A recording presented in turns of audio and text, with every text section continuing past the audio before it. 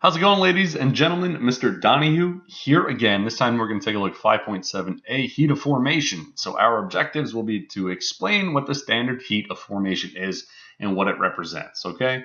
So first off, let's talk about enthalpies. We've looked at enthalpies for reactions already. Enthalpies are different if the reaction occurs under different conditions, meaning if I do the reaction at 0 degrees Celsius versus 100 degrees Celsius, the heat change is going to be different.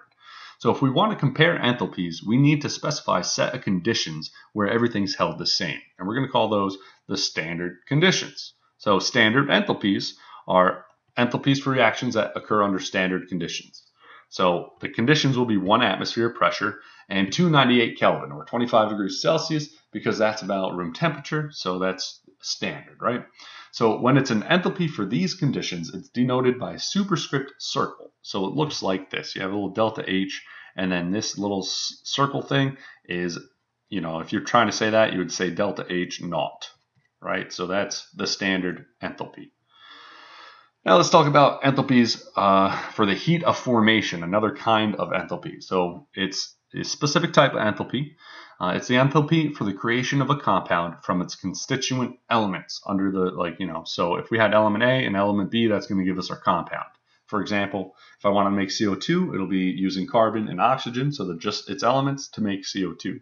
Or another one, if we're talking about making glucose, it's going to be, 6 carbons plus 6 H2s plus 3 O2s because those are all the elements, giving me C6H12O6. So when we do this heat of formation, this specific kind of enthalpy, under our standard conditions of 1 atmosphere and 298 Kelvin, we call it the standard enthalpy of formation, which is going to be denoted as the delta H subscript F superscript naught. So this means that, hey, this is the heat of formation for a specific compound under standard conditions. So it's standard enthalpy of formation.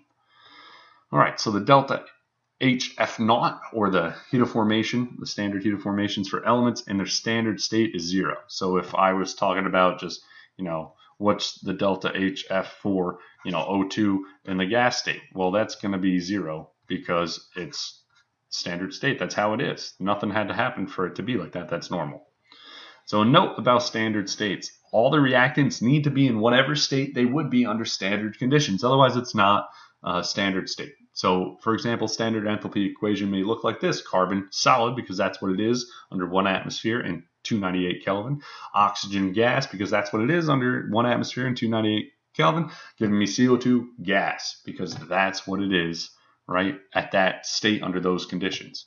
What's not standard enthalpy, what wouldn't be a standard enthalpy, would be like, say, for example, instead of that oxygen being gas like it's supposed to be, it was a liquid. Oxygen isn't a liquid at 298 Kelvin and 1 atmosphere, all right? So this would not be a standard enthalpy. They're different. So these are not values you need to memorize. So don't bother going, all right, let me memorize all these reactions. They're going to be given to you in charts, and they're going to be organized for you. You're going to look them up. You don't need to memorize all these things, okay? So breathe. Just know how to use them, okay? And be mindful of the phases and the states of the reactants and the products, right? Meaning, if you're looking up the standard heat of formation for H2O, there's a difference between the H2O if it's a liquid and if it's for a gas. Make sure you're looking at the right one. Don't get confused, okay? So to summarize, tell me, what is standard enthalpy? What is enthalpy of formation? And what is standard enthalpy of formation? Combining those things, what is that? All right, so that's pretty much everything. I hope you found this helpful. It's just talking about conceptually what is this. We'll get into math in another video, all right? So bring questions. I'll see you in class. Okay, bye.